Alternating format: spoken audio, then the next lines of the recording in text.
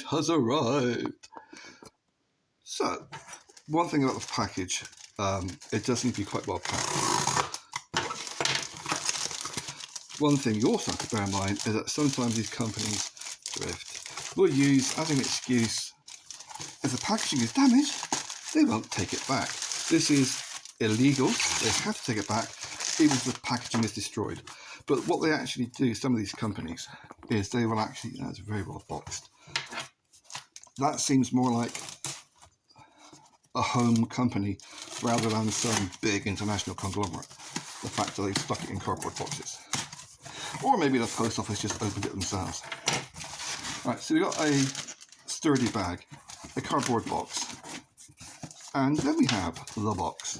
Right, there's my, in theory, I need to change my glasses, 128 gig SD card. And the actual box. Just make sure, yeah, it is a DC2. Okay, what have we got here? Yeah, I think it's pretty much the same as DC1, just higher resolution. You can go for, I don't open this, you can go for an additional, yeah, they put a fair bit into the packaging, which is good. I like the fact that they do that. See, these things are handy because we're not using it. For the first few weeks, you can keep it in here, keep nothing safe. After the first few weeks, you're just going to chuck it on a shelf and forget about it. And so you like that one. But it is nice to put a bit of consideration into it. So you can actually take it out of the packaging without damaging the packaging. Wow, that is nothing to it. That weighs about the same as my 4K camera. That's a cheapy 4K camera I got. Brilliant. It's been drowned and smashed and it still works perfect. But this one is a double lens. So the actual connections, you've got a USB socket for charging, and hopefully, it didn't say in the advertising, hopefully I can transfer it to a computer.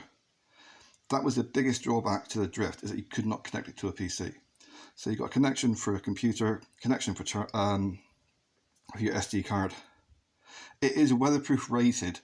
I'll put the blur above at some point. So it does have a good rating. And you've got your one button control. I'm not going to take off. No, don't peel off, don't peel off, don't peel off. Get back on. Bollocks. Oh, that was irritating. So, I'll put that onto charge. Of course, I've got to do the man thing of not actually reading the instructions. Come out. Now, if that's just for the extras, we can turn that upside down. Right. Yeah, it's like bloody Christmas, this. Okay, it's like Christmas with people that actually had Christmas. I've never had a Christmas. What bits do we get with it? Ah, nice little bondage bag. Although the bag I got, which is better than that, I'm not going to show it to you. It's an old knee pad section from some bike leathers. So you've got the pocket where the body armour would go, but I just put a strap on it. That is a wrist strap. That is a lot of bloody plastic. I'm not happy with the amount of plastic they've used. Yes, I'm a bit of a hippie with that sort of stuff. Okay, so we've got our cable. Seems to be a standard USB-C connection. I have got, do they actually have a connection? No, they don't. All right, this is a problem, you see. They do not supply equipment for you to fully charge the battery. That is a big negative. They need to address that situation, considering how cheap those things are. I'll show you what I mean. In order for you to, you can get a partial charge from plugging the USB into your computer, but it will not fully charge. To fully charge it, you have to plug it in the mains, like with one of these.